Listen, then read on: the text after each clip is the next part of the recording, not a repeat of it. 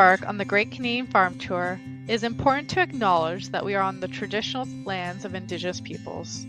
Agriculture in the Classroom Canada recognizes and honors the enduring presence of the diverse Indigenous communities across Canada, including the First Nations, Métis, and Inuit peoples. We acknowledge the deep connection that Indigenous peoples have to the land, waters, resources, and all of agriculture. We express our gratitude for their stewardship and custodianship of these lands for generations. Agriculture in the Classroom Canada recognizes that acknowledging the traditional territories we reside and work on is only a small step towards reconciliation. We ask that we all continue to learn more about the Indigenous peoples in these regions, to consider the history and ongoing colonialism on this land, to reflect on how each of us can contribute to reconciliation. Hello, bonjour. Welcome everyone to our next stop on Season 4 of the Great Canadian Farm Tour. We are so excited to have everyone join us today from across Canada. My name is Mercedes Anon from Agriculture in the Class Canada, and I will be your MC for today. Before we get started, we just wanted to provide a few reminders. For those who want to follow along in French, please use the Boost Lingo link provided in the chat or event description to access the interpreting services provided to you today.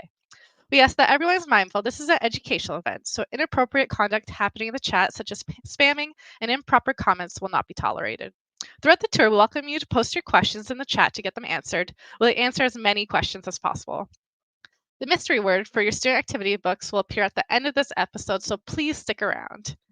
Students, important answers to your student activity books, such as the provincial tree and the meaning of the provincial coat of arms, will be shared during our brain break. Finally, we would love to know where everyone is joining us from. Please comment in the chat your school and location.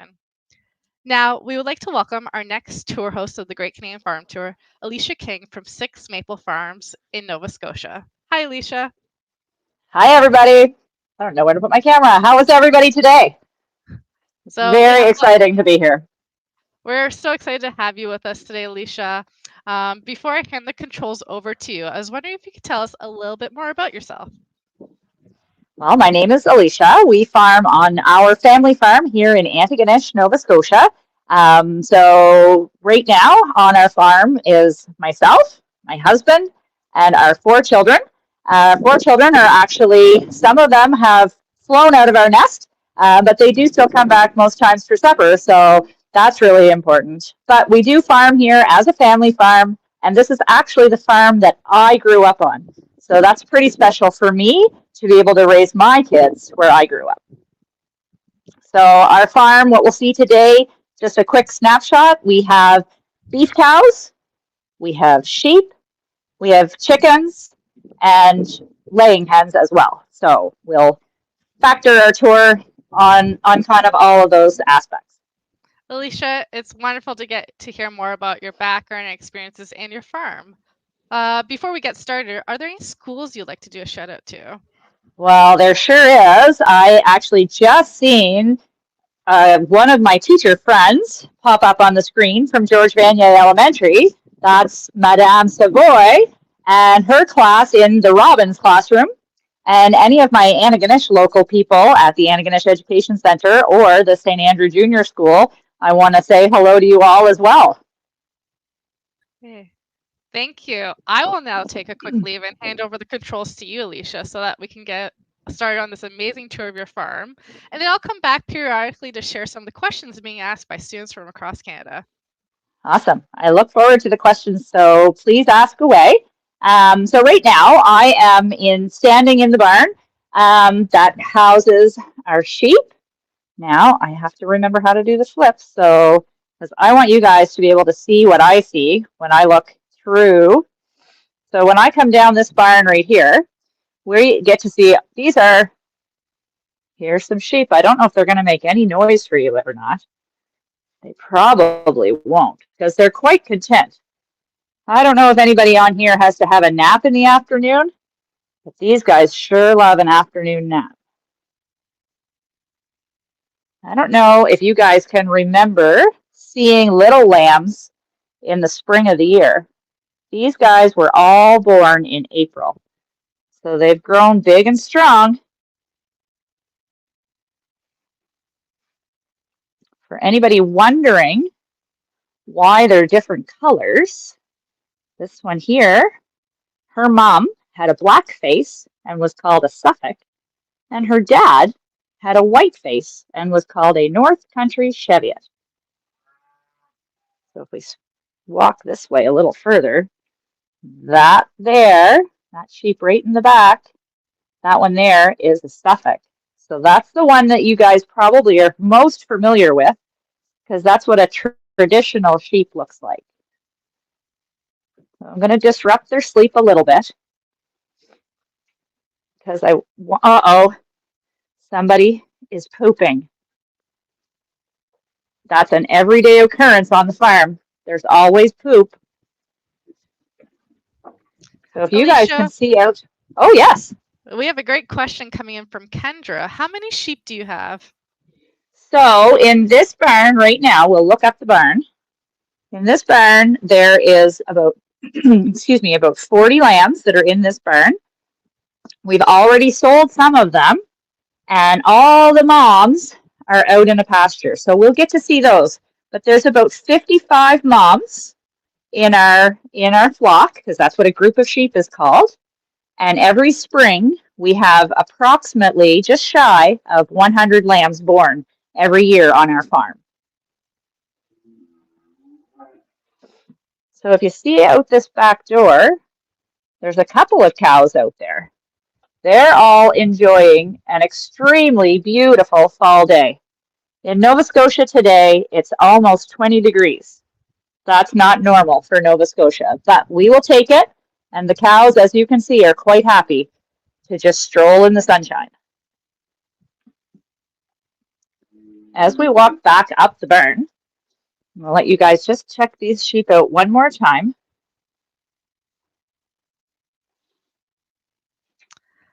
Alicia, as you're walking, we have a great question from Miss Thorson, Excellent. grade 3 to 4 class.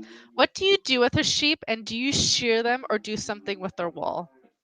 Well, I'll stay right here for a second because you guys can see the difference in some of those sheep. So this one has been sheared. We did a shearing demonstration at our local exhibition. So we usually take in a pen of these lambs so that everybody can see what it looks like to shear a sheep. It's just like a haircut, exactly like a haircut. We use a big set of clippers and we buzz them really close so that all the wool comes off in almost like one big sheet. So, and then that wool actually gets sold to a woolen mill in Prince Edward Island, which is a very neighbor province to us. And what we do with those is they turn that into wool blankets. So that's very exciting, warm and cozy. All their wool gets to get used for cozy wool blankets. But we actually, these lambs, some of them will stay here on our farm and grow in to become moms. And some of them will go and become dads on other farms. And some of them will actually go to meat production. So I'm going to just walk over here because I mentioned the dads. Here's our two dads. They're getting ready for breeding season, which is when they go out with all the moms. And then in the spring, the magic has happened and we'll have baby lambs. So there's one dad. And I don't know if the other dad's going to lift his head. He is so excited to eat his hay. I don't think he's going to lift his head. There he is. So there, you guys can see the difference. There, this one here is a North Country Cheviot, and this fella here is a Suffolk. So Natasha is asking a great question. What do you feed the sheep? Oh, well, let's just look. So here's their hay. So this is grass. This was grass that we all summer, we work all summer to get all the grass cut, and we roll it. If you can see this big green machine in the back, that's called a baler. So it rolls up all the grass that we cut and turns it into round bale hay. So this feed, basically these guys eat grass all year round. Sometimes it's dry grass. Sometimes it is fresh grass. So that would be kind of like the difference between you eating a potato and eating a potato chip. So this dries down, and then if it's if it gets really dry, it's a hay. And if it gets a little bit dry and there's still some moisture in it, then that is what we call silage. Sometimes if anybody's driving around the country and they see either great big upright tubes that stand on farms, that's called a silo. Also, sometimes it looks like giant marshmallows in the field, and that's wrapped silage. So that plastic wrap is what we do, and that plastic wrap then turns it into kind of like pickled grass. So we're going to take a little walk outside. I'm just going to see if we can see all these mama sheep. They've all decided to go on a big walk and journey because it's so nice out. But there's a couple of them right there. Those are all the mums. Sometimes we sort of say it's like they're on vacation right now. They love being on the grass and getting all the green grass. I'm going to come back indoors just so that we can stay out of the wind. So that's a little tiny bit about our sheep, but I'm going to go down here because down here we have a couple special guests.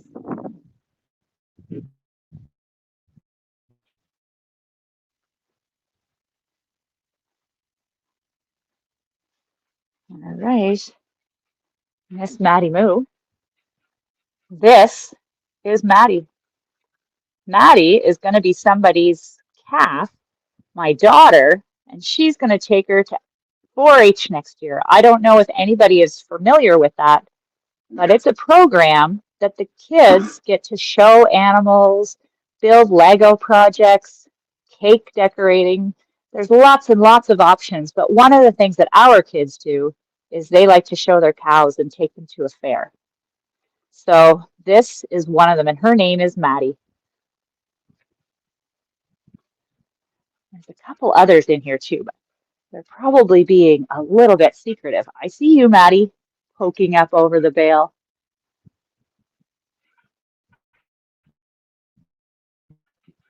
So farms have lots of other stuff around them too. There's lots of equipment, old, new, lots of fun things. Farms can also be a little bit dangerous if you're not careful though. So if you're ever on a farm, make sure that you ask the farmer if it's okay for you to do something. Hi, Alicia. We have a great question coming in from Bev. What's your favorite animal on the farm? Oh no. I knew this question was going to come. My favorite animal? I think I'd have to say all the babies. I know that doesn't answer the question entirely, but the babies are what's so exciting here on the farm. I love the sheep because the sheep are something that not a lot of farmers have, and especially in my area. So it's always nice. It's something that when tour kids come, somebody can hold them, they can touch them. They're not scary. Sometimes a big cow is scary. So I like the sheep and the lambs, but really I love all of them. And there's so many times throughout the year that there's certain parts of the year that I like one animal more than another, but there's nothing better than seeing a mom and her brand new baby and knowing that you had something to do with making sure that everybody was safe and healthy that day. So that's my answer there. The chickens are a little different. We're going to talk about chickens after a bit, but chickens are exciting, they're entertaining, but again, they're a little bit different than the four-legged friends that we have. So I'm going to flip my camera again because I just want to show you guys. I often get asked, what is that? I don't know if there's anybody that can answer that question. We have two on our farm. As we're waiting for any comments to come in from students, well, for your great question, Alicia, we'll do one more question from students across Canada, just to give them some time to respond to yours. So Emerson is wondering how many bales of hay the sheep eat each year. All right, flip my camera back around. So the sheep The sheep eat, okay, it's time to do some math. So when we have all the sheep indoors, when we have lots of snow, that's when they start eating their hay. So those big bales of silage, one bale will last the sheep for 2 days.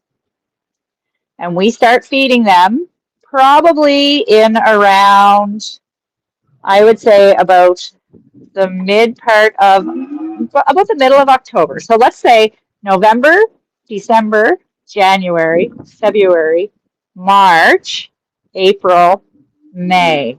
So 7 months we're feeding them. And in those 7 months, there is approximately 30 days in each month. And one bale lasts them for 2 days. So hopefully there's some teacher friends out there that have their math numbers ready to go, and maybe you can help me with the answer. Now, as they're thinking about your great math question, let's see some of the answers they put in for your question. Wonderful. So let's put them up. So Spencer thinks there is corn in the silo and it's a silo. Any other kind of guesses? Emerson at K Park School believes the silo holds food for the animals. So again, it's a silo. Any other ones? Is it a water tower? So there's a couple of different answers coming in. I love all the silo. Answers. So what's the answer, Alicia? What is it? So all of those answers could be right, but on our farm, these ones actually do hold all the grain. They hold the grain for our chickens. There is one for the sheep, but it's a little bit different looking, and I knew it wasn't going to be something that you guys would see ordinarily. But those big steel ones, they do hold grain. So there's a pipe that comes up in a minute here. I'm going to scroll back through so you guys can flip back. So I'll show you on this one. So you guys can see the pipe that goes up, and then up those stairs is actually an entrance. You can see the entrance right through that door. And on the back side of that is usually where we have some of our broiler chickens. And broiler chickens are chickens that are used for meat. So that's their feed. But right now that barn is empty because they've all gone to processing. So, well, good call. I liked all those answers. Those were all great answers. I think this is a great time to transition into our brief brain break to learn a little bit more about the province of Nova Scotia and allow Alicia to move on to the next stage of our tour, which is looking at the chickens. Excellent. All right, we'll see you guys.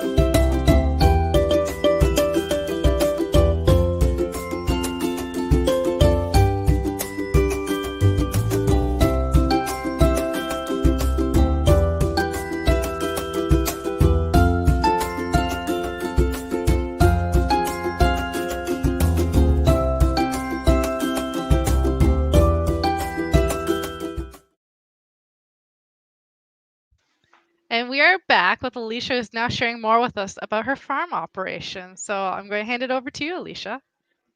Okay, hi again, everybody. So I've propped you up because I want you to see something kind of quick for a second, and then we're going to go backwards. So if you guys can see this white belt, it's got all kinds of holes in it. It's a bit of a conveyor belt. So in a minute, have to angle it a little you're going to see something come out. That's all of our eggs coming right straight out.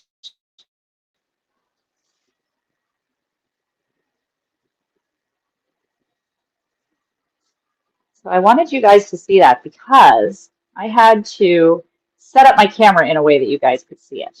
So right now, I just walked in this door.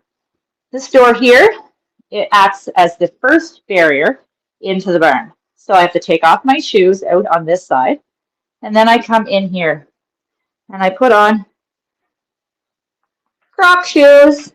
I bet you there's some Croc shoes in somebody else's house, because I'm not sure how many of you can read this or know what it is. But that says, do not enter without authorization. Biosecurity in effect. Please. I know at school when they say please report to the office, that's not always a good thing. But here, it just means that we want to know what's going on and what's happening. There's lots of bugs that can enter a barn and make animals sick. It can happen in the beef barn, in the sheep barn, and in the chicken barn. But the chicken barn, the chickens are way more susceptible to a really bad bug that's going around right now. It's very similar to when we all had to stay home because of COVID. This bug is called avian influenza, and it can make our chickens really sick. So we don't want that.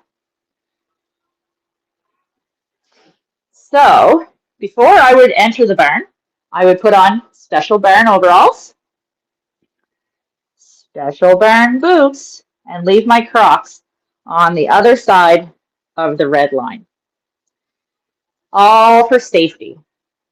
We're not actually going to go into the barn today because right now, I was silly when I said that it was a good time to visit because the chickens also like to take a little bit of a break in the day. Because they have laid all their eggs, then they get up in the morning, they get something to eat, they get something to drink, they lay their eggs, and then they rest in the afternoon. So Alicia, Rachel is asking, what is biosecurity? I wonder if you could explain that. Oh, sure. So biosecurity is basically what it is that it's a way in which we can make sure that all the animals are safe. So we don't want any biological things coming into the farm. So, and that was where a bug or a disease or a sickness, a cold or runny nose, all of those kind of things can happen in the cow world and in the chicken world as well, and in the sheep. So we're all animals, so we can all get sick, but biosecurity is this, we are being secure that nothing biological comes into the farm that can make somebody sick. I hope that answers your question. Yeah, it's a great answer. I think a way to expand on that is the fact that you put on different shoes when you come in here so that to make sure you're not tracking anything from the other barns. Absolutely. So that's absolutely. One of the other things that we do sometimes as well, even if I go to somebody else's farm, I don't ever wear my farm boots or my farm clothes to somebody else's farm because I don't want to take something from my farm to their farm. It doesn't mean that we have any disease, but we might. So we need to be careful at all times. So I might see if we can do a sneak peek in here. I just don't know if everybody's sleeping or not. They're not sleeping, but they do like to rest. But this sign says that my chickens are highly trained. Does anybody think they're really highly trained, or is this just a joke? This is just a joke. My chickens don't do anything silly, but we do knock on the door so that they know that we're going to enter, because they're all loose inside this barn. So we'll just take a quick peek in, guys. There they are. Just resting for the day.